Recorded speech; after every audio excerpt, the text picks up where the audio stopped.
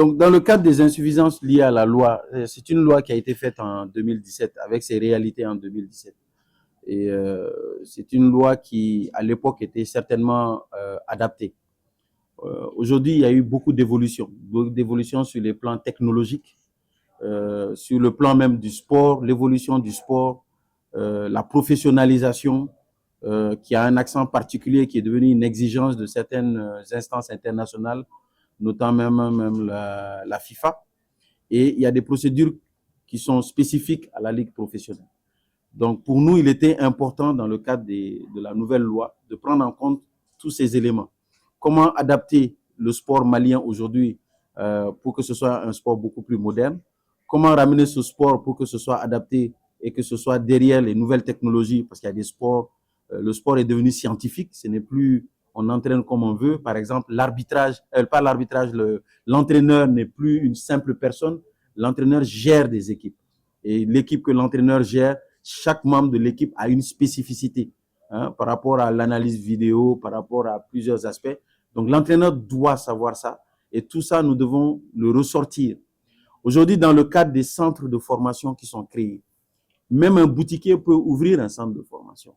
Alors qu'on parle de quelque chose qui est spécifique et qui doit concerner l'évolution et la performance sportive. Donc, lorsqu'on parle de performance sportive, obligatoirement, il y a un certain nombre de sérieux à mettre en place. Donc, aujourd'hui, il fallait cadrer également la création de ces centres sportifs pour que ça reste des centres qui soient dédiés à la performance des sportifs. L'autre aspect, c'est le rôle même du ministère. Il est mentionné que le ministère doit jouer un rôle de régulation. Pas d'ingérence, mais de régulation. Mais lorsqu'on prend la loi 2017, en réalité, le rôle exact du ministère n'est pas mentionné. C'est-à-dire qu'on ne sait pas exactement qu'est-ce qu'il doit réellement faire. Donc, ça va dans des spéculations. Et généralement, chaque acte qu'on pose, selon les intérêts d'une partie ou de l'autre, c'est interprété soit favorablement ou défavorablement. Donc, il faut impérativement sortir de cela pour qu'on puisse, en se référant à d'autres textes, nous avons pris à peu près 9 textes sous-régionaux et au niveau maghrébin. Donc, nous avons fait des comparaisons par rapport à ce qui se fait dans d'autres pays, des pays voisins et d'autres pays où certains aspects marchent. Et on s'est dit, bon, il est important que nous aussi, on puisse se mettre à la page et qu'on puisse définir clairement qu'est-ce que l'État peut faire et qu'est-ce que l'État ne doit pas faire. Comme ça, au moins, c'est clair pour tout le monde. Donc là, les nouveaux textes ont pris en compte ces aspects pour qu'on puisse spécifier qu'est-ce que le ministère peut faire et qu'on ne va pas dire que c'est parce que c'est l'humeur du ministre ou bien c'est parce que le ministre n'aime pas tel. Parce qu'en fait, c'est toujours interprété comme ça, selon les intérêts et la position de tout un chacun, alors que nous voulons aujourd'hui nous assurer à ce que les choses puissent marcher. Donc, ça, ce sont des aspects qui ont été pris en compte, également par rapport au rôle de chaque acteur. Il n'y a pas que le ministère, mais il y a tous les acteurs qui doivent intervenir là-dedans. L'autre aspect, c'est que, vous savez, au début de ma mission, j'ai eu à remarquer quelque chose et je voulais souligner à chaque rencontre. J'ai remarqué que les anciens sportifs sont dans des situations extrêmement difficiles et qu'il fallait impérativement trouver une solution pour les accompagner. Donc, on a essayé nous-mêmes à l'interne de prendre des dispositions. Ce n'était pas aussi évident. Surtout les anciennes gloires. Ce sont des gens qui se sont battus pour le Mali. Ils ont fait briller le drapeau malien. Donc, il est impératif que nous puissions penser également à ces anciennes gloires. Et c'est dans ce cadre-là que nous avons proposé dans les nouveaux textes la mise en place du Conseil national des anciennes gloires. Et ce Conseil national des anciennes gloires va nous permettre aujourd'hui de nous occuper de ces anciennes gloires, afin qu'ils aient au moins un cursus beaucoup plus décent, parce qu'ils sont dans des situations des fois extrêmement difficiles. L'autre aspect, c'est le volet du sport féminin. Vous savez, aujourd'hui, on entend beaucoup de choses là-dessus. Et malheureusement, vous savez, tous les acteurs ne s'assument pas. Sinon, je pense que si les acteurs s'assumaient, la bonne information aurait pu circuler. Mais tous les acteurs ne s'assument pas. Donc, je pense que sur cet aspect également, nous avons évolué là-dessus pour essayer de donner certains éléments d'éclaircissement là-dessus au niveau des textes. Et ça va nous permettre également, au niveau des fédérations qui sont chargées de la mise en œuvre de la promotion et du développement de leur discipline, de prendre certaines dispositions par rapport au sport féminin et de pouvoir surtout les mettre en avant, parce que nous savons aujourd'hui que le sport féminin brille, ça brille, ça évolue bien, mais il est impératif d'avoir certains accompagnements. Et vous savez, les instances internationales investissent également dans le sport féminin. Donc, il faudrait vraiment un travail assez collaboratif entre nous, nos instances nationales, ce que les instances internationales donnent et ce qui est prévu à mettre à la disposition du sport féminin.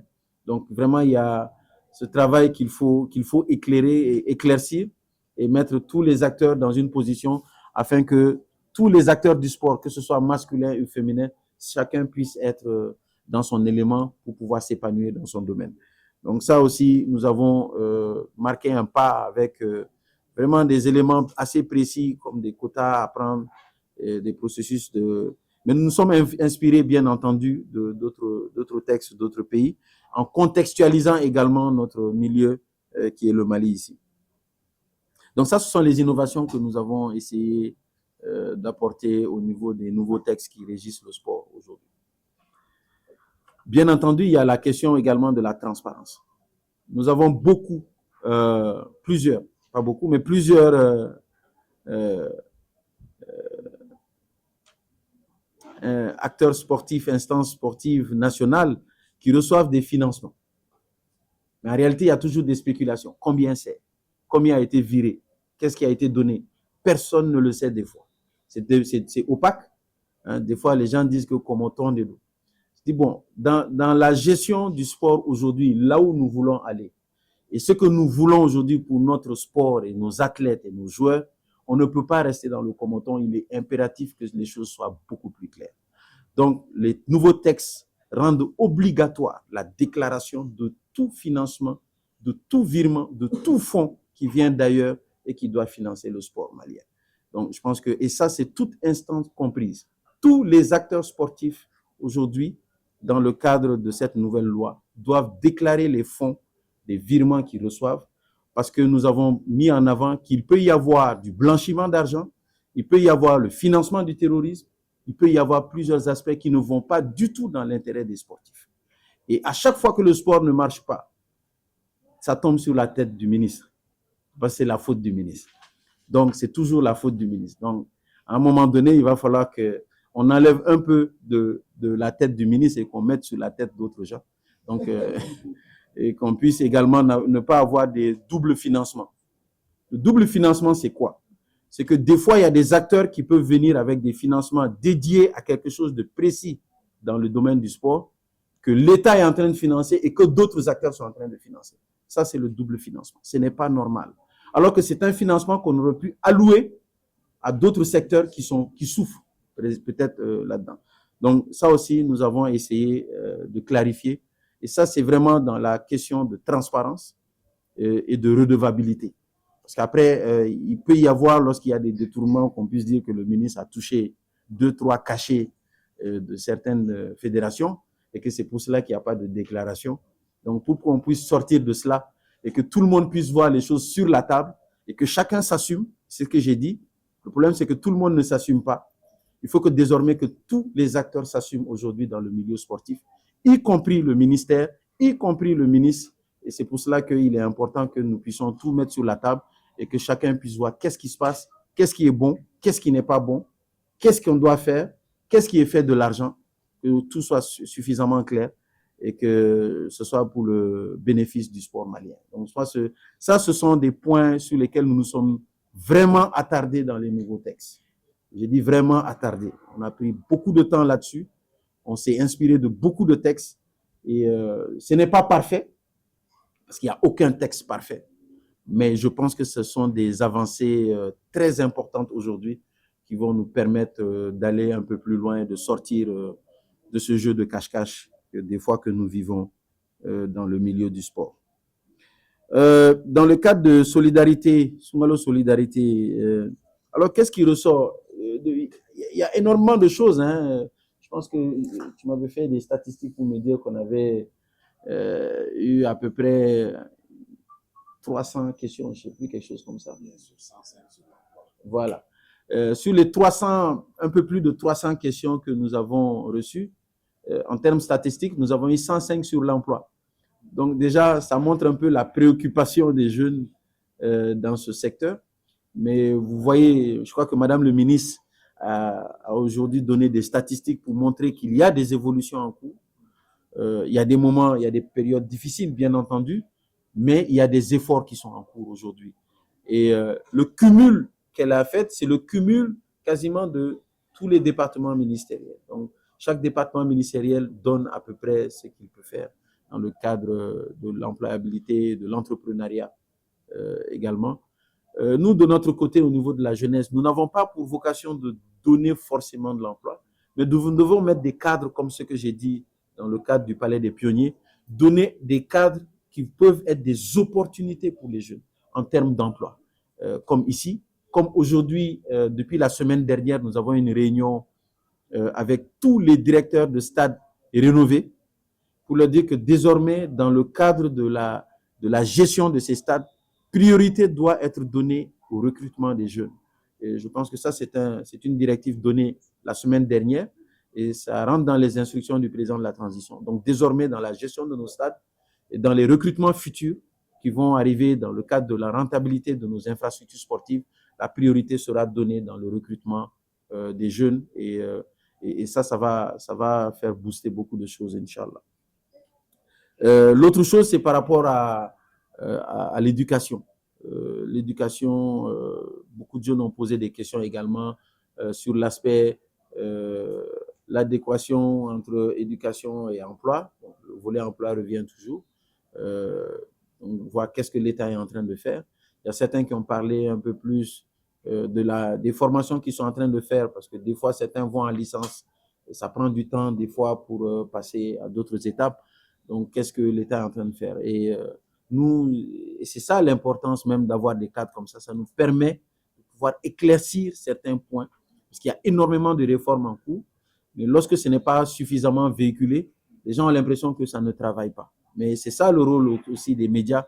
Et c'est pour cela qu'on ne se fatigue jamais à avoir des cadres comme ça pour échanger avec vous, parce que ça nous permet de dire ce que nous faisons, ce que l'État est en train de faire, pour que les gens puissent être informés et savoir qu'il y a des choses en cours, même si ça ne règle pas totalement tous les problèmes qui sont là. Donc voilà les deux points importants qui ressortent le plus dans le cadre, qui sont ressortis le plus dans le cadre de nos échanges au niveau du ministre Kakene. Maintenant, nous avons eu un ministre Kakene au niveau de la diaspora. Je pense qu'il y a le CNJ de la France qui a organisé un ministre Kakene où on a fait une rupture virtuelle. Bon, eux, ils étaient en avance sur moi. J'ai pris le soin de ne pas rompre. Mais c'était en ligne et je pense qu'il y a eu des volets très intéressants parce qu'il y a beaucoup de jeunes qui ont une expertise. Il y a des jeunes aussi qui ont suffisamment de moyens, qui veulent revenir, mais ils ne savent pas quand ils vont revenir, qu'est-ce qu'ils vont faire au Mali. Est-ce qu'il y a des opportunités pour eux? Donc, il fallait vraiment les rassurer sur ce point-là pour dire qu'il y a des opportunités qui existent aujourd'hui et surtout qu'il y a des jeunes ici qui ont des initiatives, mais qui n'ont pas forcément de financement. Et ça revient à l'axe numéro 2 de notre département. Comment mettre en relation des jeunes qui réussissent ou des jeunes qui ont une expertise pour les mettre à la disposition d'autres jeunes qui malheureusement ne connaissent ni le ministre, ni le directeur, ni le premier ministre, ni qui que ce soit. Ils n'ont pas de bras longs, on va dire, et ils ont besoin quand même d'être accompagnés. Donc nous, ça nous permet vraiment de les mettre ensemble pour qu'ils puissent évoluer. Et nous aussi, nous avons des besoins par rapport à leur expertise, surtout au niveau de nos infrastructures, parce que nous sommes dans une position de digitalisation de nos infrastructures. Ça a commencé. Et parmi eux, il y a des experts là-dessus. Donc, certains, même aujourd'hui, d'autres sont venus avec des machines ultra sophistiquées pour les tickets. Qui nous ont fait des démonstrations aujourd'hui. Ce sont des jeunes de la diaspora et qui veulent aider, ils veulent revenir au pays, ils veulent aider le pays. Et je pense que voilà, ce sont des éléments importants qui sont ressortis lors de nos discussions. Et qu'on est en train de voir les fruits parce que les acteurs sont en train de venir. Par rapport aux partenaires, vous avez parlé d'influence et vous avez totalement raison. Vous avez totalement raison dans la mesure où aujourd'hui, je pense que chacun de nous, nous avons reçu des instructions très claires du président. Avoir des partenaires, ce n'est pas le plus compliqué. Il faut que le partenaire soit intégralement dans les 3 principes. Les 3 principes, c'est une obligation. Aujourd'hui, si vous pouvez vous renseigner, vous pouvez demander à nos partenaires, je peux même vous les citer, ils sont cités dans vos documents. On parle du PNUD, on parle de l'HCR, on parle de l'UNICEF, on parle de l'OMS, on parle de tous ces acteurs-là qui nous aident aujourd'hui, UNFPA. Le message est très clair et ils sont vraiment en phase. Le respect des 3 principes n'est pas négociable. Et ils le savent et ils sont totalement en phase avec ça. Et ils vont plus loin. Ils disent qu'aujourd'hui, en appuyant l'État, c'est appuyer les politiques de l'État. Eux, ils n'ont pas d'autres agendas, ils sont là exclusivement pour appuyer les politiques de l'État. Et nous le disons à l'entame des discussions. C'est pour cela que j'en parle publiquement, parce que, en fait, c'est un message qui est déjà connu d'eux. Ce n'est pas un message caché du tout. Donc, aujourd'hui, en parlant d'influence, il n'y a pas de possibilité d'influence parce qu'il y a un suivi rigoureux, non seulement par rapport d'abord même aux échanges que nous avons, mais dans le cadre de la mise en œuvre, il y a des commissions qui sont mises en place qui sont pilotées par notre département. Et ces commissions font un suivi rigoureux et régulier sur le terrain pour nous assurer que ce qui a été dit, c'est exactement ce qui est en train d'être fait. Et pour vous dire, il y a un partenaire avec qui nous avons retourné le contrat de collaboration 5 fois. 5 fois. Parce que les 5 fois, à chaque fois, on demandait d'intégrer des aspects et on voyait que ces aspects étaient intégrés, mais pas totalement. Et il fallait que ce soit intégré totalement et que ce soit mentionné de façon claire. C'est dans l'objectif, l'intérêt du Mali. Parce que quand un partenaire vient ici pour financer, il le fait dans l'intérêt du Mali. Et il doit le faire dans l'intérêt du Mali et des politiques maliennes. Donc je pense que ça, aujourd'hui, nous prenons le soin d'être très, très attentifs là-dessus. Mais comme je vous dis, ce qui est bien, c'est que les partenaires sont dans la dynamique. Tous les partenaires que vous avez vus, que je reçois, pourquoi je les reçois? Parce qu'aujourd'hui, ce sont des opportunités pour les jeunes. Nous devons créer des cadres pour les jeunes. Et toutes ces rencontres, tout ce que nous sommes en train de faire, nous permettent de recruter des fois 30 jeunes ici, 20 jeunes là, 10 jeunes par-ci, 40 jeunes par-là. Mais la somme de tout ça, ça fait plusieurs centaines de jeunes qui sont recrutés. L'année dernière, comme je l'avais souligné, mais il y a eu un recrutement de plus de 1000 à 1500 jeunes dans le cadre de nos initiatives. Ce ne sont pas des emplois que nous créons, mais ce sont des opportunités qui ont permis à ce que certains jeunes puissent s'épanouir et avoir de l'emploi. Et c'est exactement notre rôle aujourd'hui. Il faut que nous soyons, et 2026, on veut intensifier, on veut battre notre record de 2025. Et c'est pour cela que vous avez été très vigilants. Nous avons reçu énormément de partenaires et nous sommes dans la dynamique. Et je crois que 2026 va être assez fructueux comme année, Inch'Allah. Dans le cadre du basketball, il faut reconnaître que vraiment le basket est une de ces disciplines qui aujourd'hui honore le Mali. Et je pense que le travail que nous sommes en train de faire, c'est de voir davantage comment accompagner le basketball. Et je pense que les plus hautes autorités sont restées très attentives là-dessus. Si vous voyez, le Palais des Sports est en pleine rénovation. Bientôt, très bientôt d'ailleurs, ça va finir. Et ça va être un joyau ultra moderne, hein, le Palais des Sports. Mais c'est parce que c'est le basketball. On a fait, vous avez vu déjà les rénovations du président à travers les stades. Maintenant, c'est le basketball. L'Arena, si vous passez à Koulikoro, vous allez voir que les travaux sont en cours. C'est en train d'évoluer.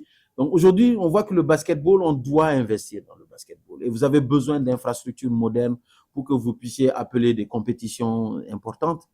Pourquoi pas un jour la balle ici. Donc ça, ce sont des choses qui vont venir avec le temps. Mais je crois qu'avec tout ce qui est en train d'être fait dans le basketball, la réputation du Mali dans le milieu du basketball, je pense que ça, c'est quelque chose que nous allons certainement atteindre, Inch'Allah. Donc oui, nous sommes en train d'accompagner et nous travaillons très étroitement avec la fédération actuellement.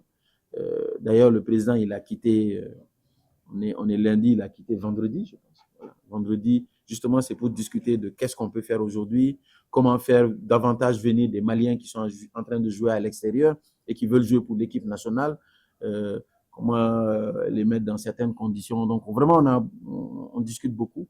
Je pense qu'il y a des compétitions aussi que la fédération a envisagé de faire.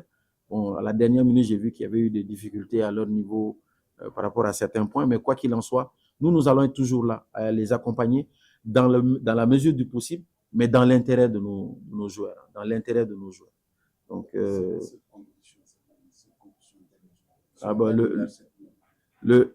le directeur me donne des statistiques qui sont extrêmement importantes. 7 compétitions internationales à hauteur de 1 milliard. Combien? 7 millions. Donc, c'est pour dire que c'est parti du simple au double. Hein? Le basket ne touchait pas forcément le milliard. Aujourd'hui, on est dans le milliard. Et peut-être que ça va évoluer. Avec le temps, je pense qu'on va monter. Donc, c'est pour vous dire aujourd'hui tout l'intérêt que nous avons aujourd'hui dans le cadre du basketball et tout ce que nous sommes en train de faire afin que le sport puisse évoluer et que nous puissions avoir gain de cause dans nos ambitions que nous avons. Alors, par rapport aux jeunes ruraux, vous savez qu'il y a un projet qui est spécifique aux jeunes ruraux. On appelle ça le projet FIER. Le projet FIER est exclusif aux jeunes ruraux. Il n'y a pas d'autres jeunes qui sont dedans. Donc, c'est pour vous dire qu'on n'a pas oublié les jeunes ruraux. Hein, c'est un projet qui est piloté par le ministère de l'Entrepreneuriat et nous l'accompagnons dans le cadre de l'identification des jeunes. Mais c'est pour dire qu'aujourd'hui, l'État travaille sur tous les volets. Il n'y a pas que les jeunes de Bamako. Mais il faut dire que les jeunes de Bamako sont beaucoup plus visibles. Hein, ils communiquent, ils font beaucoup entre guillemets, de bruit. Donc finalement, on a l'impression qu'il n'y a que Bamako. Non, il n'y a pas que Bamako. Et FIER, c'est plusieurs emplois. C'est à peu près 10 000. 150 000 emplois sur plusieurs années. Voilà. FIER est sur 150 000 emplois de jeunes ruraux sur 5 ans. Donc, c'est pour vous dire que les jeunes ruraux sont également ciblés. Mais comme j'ai dit, c'est ce que je disais au début. Hein. Vous pouvez faire énormément de choses quand vous ne communiquez pas ou quand les gens ne sont pas informés, on a l'impression qu'on ne fait absolument rien. Bon, donc, mais c'est bon de soulever ça. Au moins, ça, ce sont des statistiques qui sont là, qui sont vérifiables également. Pour la 5e cohorte, il y a certains éléments qu'il faut souligner par rapport à la sélection. Il y a 2 types de formateurs. Je ne sais plus qui avait posé la question. Voilà, il y a 2 types de formateurs. Il y a les anciens jeunes qui ont eu à bénéficier de la cohorte. Donc, il y a un quota qu'on prend pour qu'eux, ils viennent.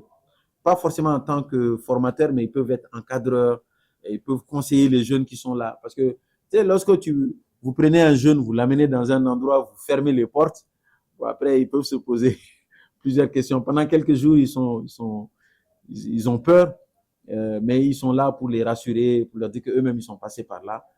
C'est vrai que la formation est très rigoureuse parce que ça commence à 4 heures du matin et ça finit à 23 heures. Et ça, c'est tous les jours. Donc, c'est vraiment une formation très intense, mais on y survit. Même ceux qui tombent malades, ils tombent malades les premiers jours. C'est à partir du 3e, 4e jour, voilà, les gens ne tombent plus malades parce qu'ils commencent à avoir la forme pour ça. Donc, il y a ces éléments, mais il y a aussi d'autres formateurs qui sont des formateurs connus, hein, comme Ibandiaï, comme Tekete, comme d'autres formateurs qui sont comme Soumano. Ce sont des gens qui sont connus dans le domaine de la citoyenneté, ils sont dedans, ils s'investissent dedans, ils forment ici. Il y en a plusieurs, hein, il y a une trentaine de formateurs qui sont dans leur domaine. Et voilà, donc vraiment, ce sont des gens qui sont très bien sélectionnés à ce niveau-là par rapport aux formateurs. Par rapport aux participants, c'est ouvert. C'est-à-dire que nous faisons un appel ouvert. Comme je disais, aujourd'hui, nous avons 1638, hein, je pense quelque chose comme ça. Voilà, 1638. Et ce n'est pas fini parce que ça finit le 5 avril. Nous sommes déjà à 1638 et sur les 1638, à Bamako, on doit prendre 200. Et les régions vont compter pour 1000. Donc, mais les régions, ce ne sera pas dans toutes les régions. C'est-à-dire qu'il y a des régions qui vont accueillir d'autres régions, comme ce qu'on a fait l'année dernière. Mais on a changé. Donc, chaque année, on va changer la région qui accueille les régions voisines pour permettre le brassage, que ce ne soit pas seulement les jeunes entre eux. Et Bamako, c'est vraiment les jeunes de l'AIS, Kati, Kita et Bamako. Donc, et puis le Mandé aussi. Dioïla aussi, exactement. Donc, ça permet aux jeunes ici également d'avoir un brassage ici au niveau de Bamako. Donc les participants, c'est sur dossier.